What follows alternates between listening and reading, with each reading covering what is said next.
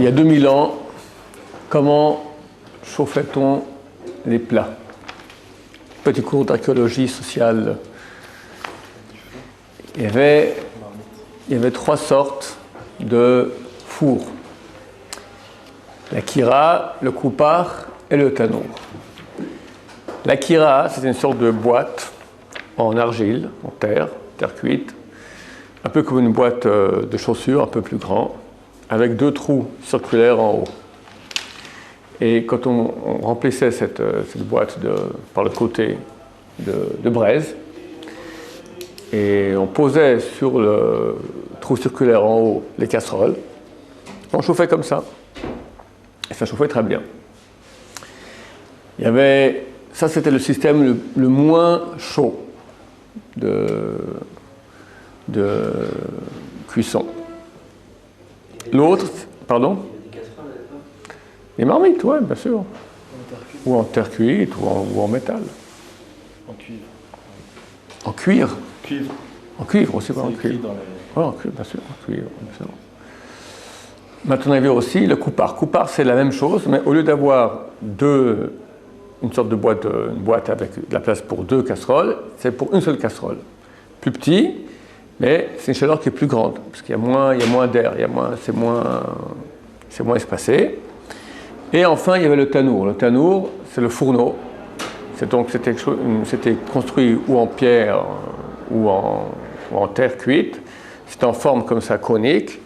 On faisait rentrer par le côté et ça partait vers le haut. Il y avait beaucoup de braise et ça, c'est extrêmement chaud.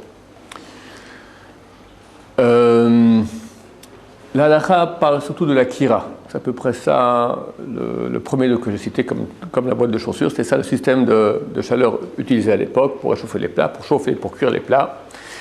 Et la question se pose, est-ce que je peux pendant Shabbat, ou même avant Shabbat, poser ma marmite de Hamin, du plat de Shabbat, du vendredi soir ou du samedi matin, sur cette kira, sur cette boîte de chaussures remplie de braise. Il y a une grande discussion dans la Gemara, Hanania, Chachamim.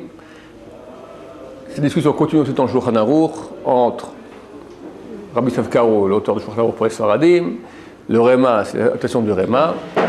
La halakha, on interdit de poser, comme ça pour trancher le Shulchan Aruch, le Rabbi Savkaro, on interdit de poser sur cette kira, sur cette sorte de four, tout plat qui, lorsqu'il va cuire, va s'améliorer. Si je mets de l'eau chaude, bouillie, il n'y a pas de problème. Pourquoi? Parce que l'eau bouillie, quand elle bout, qu'est-ce qui se passe? Elle diminue. Je ne suis pas intéressé à ce qu'elle continue à chauffer. Par contre, un bon plat de hamine, la viande graisseuse, avec des pois chiches, des œufs, tout ça, on aime bien que ça cuise. Où est le problème? On a peur que pendant Shabbat, la ménagère voit maintenant que c'est en train un peu de refroidir, ça ne prend pas bien. Elle va prendre son petit bâton comme ça de fer et elle va attiser les braises. Et lorsqu'on attise les braises, on transgresse l'interdit de la Torah de mavaïr, de faire du feu. Donc ils ont interdit de poser sur ce type de four toutes sortes de plats qui, lorsqu'ils chauffent, ils s'améliorent. Mais un plat qui ne s'améliore pas, tel que de l'eau, au contraire, il s'évapore trop vite, alors on a le droit de le mettre sur ce type de casserole. Alors quoi? La question se pose, est-ce que du temps de nos ancêtres, ils ne mangeaient il n'y avait que de l'eau bouillie pour Shabbat? Qu'est-ce qu'ils avaient avec leur casserole de Hamin? Alors ils ont trouvé 2 combines, c'est halakha, c'est 2 combines, c'est 2 façons d'autoriser de mettre un plat sur un four de ce type-là. Première autorisation, si on le vide des braises. On le vide des braises, il reste encore chaud, toutes les parois sont très très chaudes, mais c'est clair que ça se refroidit assez rapidement, en quelques heures, même moins, il n'y a plus rien du tout. Et il n'y a aucun risque qu'on aille maintenant attiser les braises, vu qu'il n'y en a plus. On appelle cela garouf. La kira, elle est groufa. Groufa, c'est l'igrov, signifie enlever toutes les braises qu'il y a dedans. Autre autorisation, c'était faire une ktima, on appelle ça katoum ou ktouma, c'est prendre des cendres et les mettre sur les braises. Quand on met les cendres sur les cendres, c'est une sorte de poussière, d'accord? Ça affaiblit le feu. Le fait d'en mettre, même pas beaucoup comme ça, c'est un signe comme quoi, pour moi maintenant ce feu-là, j'oublie. J'ai fait un signe comme quoi ce feu, je ne suis plus intéressé à l'attiser.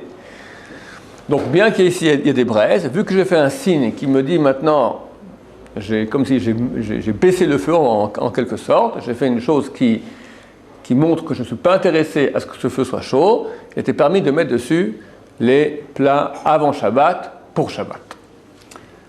Depuis, la réalité a changé.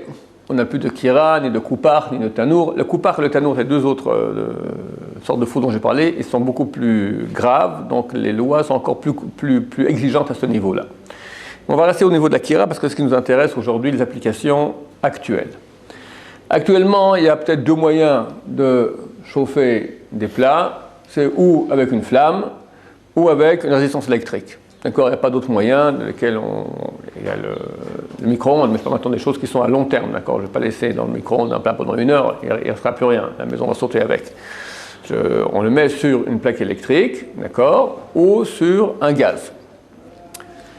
Alors, le gaz et la plaque électrique, les deux sont considérés comme une kira qui n'est pas gros factuma. Ça veut dire une kira, une sorte de four, comme j'ai dit, comme de grandeur ou d'une boîte à chaussures, qui est remplie de braise. Donc je n'aurai pas le droit de mettre sur un feu à vif, sur le gaz, ou sur une plaque électrique sur laquelle on cuisine. Je n'aurai pas le droit de mettre dessus un plat qui, s'il va chauffer pendant Shabbat, il va s'améliorer. J'aurai le droit de mettre seulement une chose qui va perdre de la valeur avec le temps, comme je dis, un liquide, de l'eau, vu qu'il va s'évaporer. Oui. Le plat qu'on met justement pour Shabbat, on peut le cuire avant, genre aux 3/4. Oui. Et donc en fait, ce qui fait qu'il va avoir une amélioration durant Shabbat, vu que le reste de la cuisson, ça va améliorer. Je te dis que même s'il est complètement cuit, mais c'est quoi complètement cuit? Il est cuit, d'accord? Tu prends une daf la veille de Shabbat, normalement lorsque Shabbat rentre, elle est complètement cuite. Mais elle va s'améliorer. Jusqu'à demain matin, on a encore 12 heures, d'accord? Elle va s'améliorer. Elle va caraméliser, elle va prendre... Donc même si c'est complètement cuit, étant donné que ça va caraméliser, ça va encore s'améliorer, il est interdit de le mettre sur une kira qui n'est pas gros factuma, c'est-à-dire qui contient encore les braises. Et aujourd'hui, l'équivalent, c'est un feu. Un feu, une flamme, d'accord? Il y a un danger que j'aille maintenant augmenter la flamme. Et une plaque électrique, aussi un danger que j'aille augmenter le feu de la plaque électrique. Si j'enlève le bouton. Alors, très bien. Enlever le bouton, ça ne change rien. Chazal, on dit, c'est pas suffisant. Chazal n'ont pas autorisé ce type de... Alors, maintenant, on dit que c'est quoi le bouton? Le bouton, c'est comme tu dis maintenant, tu as des charbons, tu as des bûches de côté, d'accord? Et tu les enlèves. C'est quoi augmenter la flamme? Augmenter la flamme, c'est-à-dire rajouter du carburant. Tu mets plus de gaz, tu mets plus d'électricité. Ça correspond, dans le cadre antique de la kira, c'est rajouter une bûche de bois dedans, ou du charbon. Chazal n'ont pas dit qu'il fallait enlever, que ça suffisait d'enlever le charbon. Il n'y a plus de charbon, il n'y a aucun risque. Non, ils ont eu peur que tu ailles attiser. Maintenant, c'est vrai qu'attiser, on n'a pas tellement ici. Pour nous, attiser, c'est en quelque sorte rajouter du feu. Mais néanmoins, on ne peut pas comparer.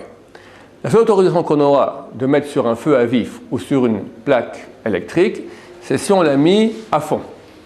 Tu as mis le feu à fond, tu as mis la plaque électrique à fond, tu peux rien faire de plus. Mais là, c'est sûr qu'il n'y a plus de DAF. Il n'y a plus de DAF.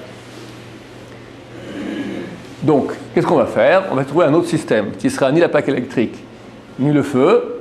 Mais si jamais on n'a pas d'autres moyens, qu'on sache qu'il est permis, pas tout le monde autorise cela. Le Rabbi Abashol qui écrit comme ça, j'ai vu d'autres livres qui interdisaient cela. Le Rabbi Abashol Zatzal, il autorise à mettre donc un plat qui normalement est interdit à mettre sur une kira qui n'est pas gros factuma, une kira dont on n'a pas vidé les braises. Donc c'est donc n'importe quel plat qui va s'améliorer. Et il autorise de mettre un plat de ce type-là si on a mis le feu à fond, que ce soit un feu électrique ou une flamme. Mais vous avez dit que si on ne cherche pas l'amélioration, on n'a pas cet intérêt-là. Qui n'a pas d'intérêt? On ne cherche pas à améliorer le plat, c'est juste pour qu'il soit chaud en lui-même. Et vous avez dit la semaine dernière que si c'est déjà entièrement cuit, il n'y a pas de problème. Et là, on dit l'inverse, on dit que ça peut s'améliorer, même si on ne cherche pas à l'améliorer. Qu'est-ce que je disais la semaine passée? Répète-moi, je crois que tu as eu une confusion, je ne sais pas si Si c'était entièrement cuit, il n'y avait pas de problème de le réchauffer. réchauffer, de mettre sur quoi? Sur la plaque électrique, je dis sur la plata. Je ne suis pas encore sur la plata. Maintenant, je fais le feu à vif et la plaque électrique normale. La différence entre la plaque électrique et la plata, je sais pas. Ok, on va expliquer. Quand je parle de plaque électrique, je parle de je crois qu'on appelle ça une gazinière en français, d'accord? C'est une sorte de four. Dessus, tu as 2 ou 4 ou 3, d'accord? Une plaque vitrocéramique, ça. Ou vitrocéramique, ça revient au même, d'accord? Vitrocéramique, ou dans ma jeunesse, il y avait des sortes de trucs ronds comme ça. On mettait, voilà, ok. Comment tu appelles ça? Gazinière. Une gazinière. Ok, c'est ça que quand j'appelle les plaques électriques, je parle de cela. Donc les plaques électriques, les gazinières, les vitrocéramiques, tout cela est considéré comme une kira, un four dans lequel on n'a pas enlevé les braises, et un risque qu'on aille augmenter le feu, donc on n'a pas le droit de mettre dessus un plat qui va s'améliorer pendant le Shabbat. Les khatrila, Bediavad, je peux. Quoi, c'est quoi Bediavad? C'est-à-dire que si j'ai pas une plata. Non, t'as pas le droit, point barre. J'ai pas le droit d'y faire. Non. Ça peut la Hanania, il y a un avis Hanania qui autorise, peut-être. Mais on a un meilleur moyen, ça peut que peut être d'après Hanania. On a le Shulchan Aruch qui dit que non. Maintenant, les Ashkenazim, on peut compter sur la vie des Ashkenazim. Bon, alors je dis pour les Sfaradim. Maintenant, qu'est-ce qu'on peut rendre une kira? Comment est-ce qu'on peut rendre maintenant un feu vif ou une gazinière ou un vitrocéramique autorisé si on l'a mis à fond? Vu qu'on l'a mis à fond, il n'y a pas de risque que j'aille maintenant attiser le feu, c'est-à-dire augmenter la flamme, vu que c'est déjà à fond. Et comme tu dis très bien, c'est un peu ennuyeux parce que si j'ai mis tout ça, mais d'abord au niveau financier, ça prend beaucoup d'argent, d'accord? Et puis ensuite, la DAF, elle va être plutôt roussie, d'accord? Alors, le marché a inventé la plata. La plata qu'on appelle, c'est la plaque électrique plate de Shabbat. Je ne sais pas, il y a beaucoup de noms, plata de Shabbat, plaque de Shabbat, plata électrique, je ne sais pas, d'accord? On va dire ce qu'on appelle la plata. C'est donc une sorte de plaque électrique avec des résistances. Elle est amovible, d'accord, on peut la bouger, ça, on la branche, et on ne peut pas changer la température. J'ai aucun problème de la bouger pendant le Shabbat? Non, je dis on peut la bouger en Chol, voilà. Non, on ne peut pas la bouger pendant le Shabbat. Non, c'est Mahmoud Hassan qui l'utilisation, c'est une chose dont l'utilisation est interdite. C'est un truc qui travaille, c'est comme un four, non, on peut pas. Donc la plata, alors elle a 2 avantages. Elle a un avantage qu'on ne peut pas attiser, on ne peut pas augmenter. Et en plus, il y a un avantage que, on verra à propos d'un autre sujet qu'on va aborder bientôt, c'est pas la chazara, qu'on n'a pas l'habitude de cuire sur ce genre de plata pendant la semaine. Pour certains avis, on considère que c'est une sorte de feu différent que la gazinière, la vitrocéramique ou le gaz. On verra, pas tout le monde est d'accord là-dessus.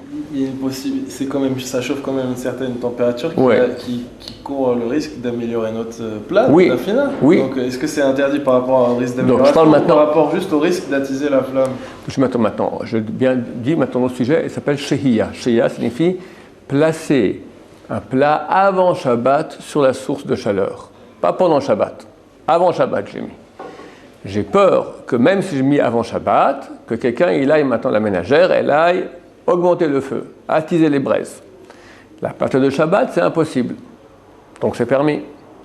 Et c'est comme ça aujourd'hui la coutume de tout Am Israël, qu'ils vont chauffer leur plat ils montent leur plat avant Shabbat pour tout le Shabbat sur la plata qui va chauffer pendant tout le Shabbat. Il ne faut pas cuisiner sur la plata. Mais personne ne cuisine sur la plata en chol, c'est très rare. Dans le monde, il y a eu une transition à un moment donné, avant la plata qu'on connaît pour Shabbat. Ouais. Et il y avait la ptilia. Et après, bien après le four. Il y avait un petit four à mazout comme ça, avec une petite alcool à brûler, d'accord. Il y avait une sorte de truc, une petite mèche comme ça. Comme ça, il faisait un temps. Alors, pour les feux de ce type-là, il y a d'autres choses aussi. Qui était, comme ça faisait avant la plata, comme ça les gens faisaient, encore aujourd'hui il y en a beaucoup qui font ainsi, on appelle ça le blech. Le blech, qu'est-ce que c'est? On a le gaz, donc tu as une flamme de gaz, ou à l'époque il y avait une flamme d'un alcool à brûler ou de mazout, avec une petite mèche comme ça, on mettait dessus une plaque de fer, une plaque de métal. Par exemple, Nous, à Pessah, on n'a pas deux platas, une de Chol, une de Pessah. C'est un problème que tu utilises toute l'année pour Pessah. Alors, on utilise un blair. Ça coûte moins cher, d'accord? C'est une plaque de métal, tout bêtement. On la met sur le gaz. Tu as le gaz qui est bien nettoyé pour Pessah. Sur le gaz. Tu as les brûleurs. Mais ça, Shabbat, vous n'avez pas le droit d'utiliser. Attends, les brûleurs maintenant, je vais dire que je n'ai pas le droit de mettre les places sur les brûleurs si je peux augmenter. Maintenant, qu'est-ce que je fais? Je vais faire le même acte qu'on faisait avec les braises, de mettre des cendres sur les braises. Ça s'appelle la ktima. Comment je fais? Montrer que je ne suis pas intéressé par le feu. Je mets dessus une plaque de métal. À part le Chazon Ish qui dit que ça revient au même, tous les poskim autorisent. Alors, donc aujourd'hui, je peux mettre une plaque de. Absolument. Ah, c'est pour ça qu'ils mettent de l'aluminium. Aussi. Ceux qui n'ont pas de plata, ils mettent de l'aluminium sur Voilà. la plaque électrique. Ouais, aluminium, il faut que ce soit une plaque d'aluminium dure, pas un petit chenure comme ça, d'accord? Donc une plaque de métal solide, ou sur le gaz, ou sur la gazinière, ou sur la vitrocéramique. Et comme ça, on règle le problème. Combien d'épaisseur et de quoi si par exemple. Peu importe l'épaisseur. C'est-à-dire que si je veux prendre un papier d'alu et j'ai envie d'en mettre plein de couches, je peux? Oui, bien sûr, mais c'est pas conseillé, parce que le feu, quand on papier aluminium, il n'en reste pas grand-chose après. Ou comme mon papier alu? Ouais, c'est pas, je crois que. Ouais, je sais pas si ça. Il faut que ce soit un peu épais quand même. Ça compte pas le papier alu? Non? Ça rougit pas, ça peut. Bon, pas de problème. La question, elle est faire un signe. Comme on a pris des cendres et on met sur les braises, ça fait pas grand-chose, n'est-ce pas? C'est simplement faire un signe qui montre qu'on n'est pas intéressé par ce feu. On fait une sorte de séparation entre nous et le feu. Là aussi, on mettra une plaque de métal sur la source de chaleur, peu importe quelle source de chaleur, dans tous les cas, ce sera permis. On appelle ça une kira groufa oktumat, dont on appelle ça une kira duquel on a enlevé les braises ou on a mis des cendres. Donc ça a permis de mettre toutes les sortes de plats qu'on voudra avant Shabbat sur cette plaque de métal. Donc deux solutions, ou la plata, ou la plaque de métal. Il y en a, le Chazon Ish, qui dit qu'il faut mettre, c'est ça que tu as vu, que la plata, c'est pas suffisant, il faut mettre sur la plata une couche de papier aluminium. Ça se peut que c'est ça que tu as vu. Ouais. Ici à Yeshiva, on fonctionne comme ça. Il y a des tanours, il y a des fours comme ça, qu'on allume 1 heure avant Mincha. Et que juste un vrai four. Ouais, un vrai four. Et que juste avant la Katnerot, alors on va éteindre les feux, on va rentrer les plats dedans. Donc le four est très très chaud. Il va réchauffer jusqu'à l'heure de manger. Maintenant, je vais vous demander, est-ce que ce four-là, avant de sortir les plats pour les servir, est-ce que j'ai le droit d'ouvrir pour voir si c'est cuit et de le refermer? Ouais. Ou alors est-ce que j'attise Il est éteint, Le four est éteint. Pas de problème. Mais je vais rendre... Il faut que tous les plats soient complètement cuits. Ce que là n'est pas cuit. Ils sont cuits bien avant Shabbat. Ça va. Ça va, ils sont cuits et chauds. Il faut que les liquides soient pas moins de 80 degrés. C'est ce que moi, quand j'ouvre le plat, c'est pour savoir si... Quand j'ouvre le four, c'est pour savoir s'il est chaud. Oui. Si tu as des plats dedans. J'ai des plats dedans. Si les plats maintenant sont entièrement cuits et secs, quel problème? Ouvrez, aucun problème. Ouvrir pour voir si c'est chaud. Ouvrez, aucun problème. Ok, c'est pas chaud. Le problème, c'est refermer. Oh. C'est quand tu refermes, tu vas augmenter la chaleur, tu vas préserver la chaleur. Maintenant, si le plat n'est pas entièrement cuit, ou même s'il est entièrement cuit, mais c'est un plat liquide qui est baissé à moins de 80 ou 70 degrés, c'est interdit. Je ne peux pas refermer. Tu ne peux pas refermer. Idem dans tous les cas où on va augmenter, comme quelqu'un, on en a parlé la dernière fois dans Bichoul, si la ménagère, elle ouvre la casserole pour regarder, et tac, elle referme. Bon, ça, c'est un problème. On n'a pas parlé aussi, il y a des gens qui mettent une couverture sur les casseroles, n'est-ce pas? Alors elle ouvre pour voir, elle remet la couverture. C'est un problème, parce que si ce n'est pas entièrement cuit, ou même si c'est entièrement cuit, mais c'est un liquide qui a baissé à moins de 80-70 degrés, on considère que ça va recuire de nouveau. Et si je rajoute une couverture? Aussi, même chose. Dans tous ces cas-là, tu augmentes la chaleur.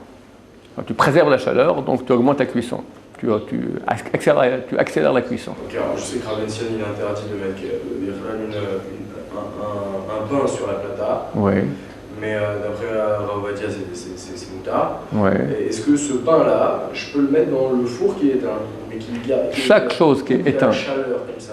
Ouais, il n'y a aucun problème. Vu que c'est éteint, il n'y a aucun problème. C'est comme une kira groufa, c'est comme une kira duquel on a enlevé toutes les braises, il n'y a pas de problème à mettre dedans. les fours qu'on a aujourd'hui sont considérés comme une kira, pas comme les fours d'antan. Les fours d'antan, c'est un peu compliqué, d'accord? Mais l'Arab Machou, il écrit que les fours actuels sont considérés comme une kira. C'est pour ça qu'on pourra même mettre dedans un plat si on va faire la même action de ktima et griffa. Comment? On va recouvrir le bas du four de papier aluminium. Et là, même s'il fonctionne le four, c'est permis de mettre un plat dedans. Et aussi, a priori, il dit aussi, si la source de chaleur, elle vient d'en haut, de aussi recouvrir en haut de papier aluminium. Il dit a priori. L'essentiel, c'est en bas, si possible, aussi en haut. Moins obligatoire. Attention. S'il est allumé le four? S'il est allumé le four. Je peux pas le fermer. Four allumé. Si, on parle maintenant. Attends, il faut bien. Peut-être oublier. Attends. Il y a une grande confusion ici.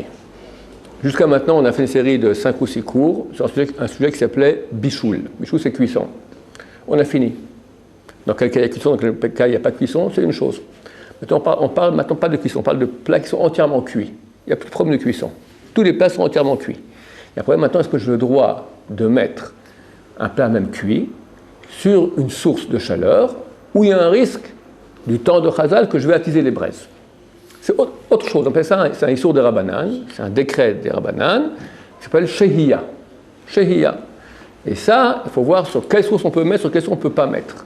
Il faut faire attention, parce que des fois, on frôle le bichoul, par exemple, si le plat n'est pas entièrement cuit, alors c'est un autre problème de cuisson. Je ne parle pas du tout de cuisson. La cuisson, c'est un problème de Horaïta. C'est un bichoul de Horaïta. C'est très grave. La Shehiya, c'est autre chose. C'est un décret des Rabbanan sur quelle source de chaleur je peux me permettre de mettre un plat avant Shabbat. Je reviens maintenant sur le sujet. Le four. Est-ce que je peux mettre un plat avant Shabbat dans un four qui va rester chaud pendant tout le Shabbat? Réponse, oui. Mais il faut à cela 3 conditions. Première, il faut se considérer comme une kira qui n'est pas groufa ou ktouma, qui contient des braises. Comment je fais pour vider les braises ou mettre des cendres dessus? Je recouvre du papier aluminium. Ou le bas du four, et le bas du four et le haut du four. Le bas plus important que le haut. A priori, les deux. Bediavad, a posteriori, si on a fait que le bas, ça va. Deuxième chose, il faut que le four, il y a un autre problème ici, c'est quoi? C'est quand j'ouvre maintenant le four, je fais entrer de l'air frais dans le four. Il y a un thermomètre qui baisse. Dès qu'il baisse, il actionne le moteur. Actionner le moteur maintenant, c'est interdit de la Torah, n'est-ce pas? Donc ici, de façon indirecte, c'est un gramma, mais néanmoins c'est interdit, j'actionne le moteur du four. Donc il y a 2 solutions. Ou bien il y a une petite lampe témoin qui montre que le moteur du four fonctionne. Et dans ce cas-là, je peux ouvrir parce que je ne vais rien faire. Le moteur, il fonctionne déjà. Qu'est-ce qui va se passer? Peut-être il va fonctionner plus longtemps. Laisser une situation qui existe, qu'elle va durer plus longtemps, c'est permis pendant Shabbat. Je peux même, par exemple, parce que j'ai une minuterie maintenant, la lumière est allumée, la minuterie à 11h, je vois que ça va s'éteindre, je veux encore lire un peu, je veux encore 1 heure, je peux rajouter encore 1 heure. Je peux continuer la situation actuelle qui existe. Ou si maintenant c'est éteint, et ça va s'allumer maintenant trop tôt, je peux rallonger la période d'éteint. Je peux baisser pour que ça s'allume plus tard. Chaque période dans laquelle je suis, je peux la rallonger. Mais faire plus tôt, c'est interdit. Je ne peux pas que ça s'allume plus tôt ou que ça s'éteigne plus tôt. Parce que là, je fais un changement. Mais quand je rallonge, c'est permis. Donc là, quand le four, quand le moteur du four, il fonctionne, je peux ouvrir le four, quitte à ce que ça va rallonger l'activité du moteur, parce qu'il n'y a aucun problème à cela. Le problème, c'est enclencher l'activité du moteur. Deuxième solution, c'est que j'ai un système qui ne fonctionne pas avec le thermostat. Ça s'appelle, c'est des fours comme ça, avec un système Shabbat. Ça reste sans cesse à température relativement basse, mais de façon constante. C'est pas que le moteur il s'arrête. Donc ce cas-là, j'ai aucun problème, je peux ouvrir, fermer, ça ne va rien changer au niveau de l'enclenchement du moteur. Oui, Jordan. Si on baisse le thermostat de manière à ce que quand on va ouvrir, le moteur il fait plus chaud dans le four, on baisse le thermostat, c'est-à-dire quand on va ouvrir, le moteur il va pas s'enclencher parce qu'il fait déjà assez chaud dans le four. Ouais, la question est, lorsque tu baisses, tu n'enclenches pas un truc électrique? Le fait de baisser, je ne connais pas très bien dans les moteurs, mais quand tu baisses le potentiomètre, tu fais une action électrique là, non? Je pense, non? Et aussi, c'est pour vous avez dit on a le droit de retarder une minuterie, mais si on n'y a même pas pensé avant Shabbat? Parce que moi j'avais vu qu'on a le droit, mais d'avoir pensé avant Shabbat, par exemple, on dit que la lumière elle s'éteint à minuit, après on y pense avant Shabbat, donc on est à la synagogue. Si on y pense avant Shabbat, on a le droit de retarder la minuterie, mais si on n'y pense pas, on n'a pas le droit. Non, pas besoin d'avoir bien pensé. Non.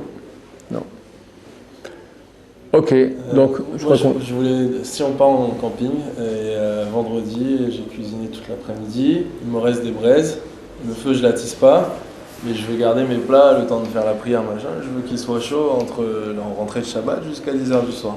Est-ce que je peux les laisser sur les braises de la façon où je mets des cendres dessus pour faire un signe comme quoi personne ne va y toucher pour les attiser. Voilà. Et je peux laisser mes plats... Pas de problème. Donc il faut mettre des cendres dessus ou... Il faudra faire juste attention que le problème il est lorsque tu vas retirer la casserole. Si elle est posée sur les braises, lorsque tu la retires, il n'y a pas des braises qui vont tomber et s'attiser, ça va. Le problème c'est quand c'est enfoncé dans les braises, sur la casserole, les braises tombent, plic, et là ça fait du feu. D'accord? Ça c'est un petit crachat. Le plus simple, tu mets une plaque de métal dessus, tu poses dessus, comme ça c'est le top. Quel chiot il faut pour les cendres? Est-ce qu'une cigarette... non, saupoudrer un peu. Saupoudrer un peu. Baruch Adonai,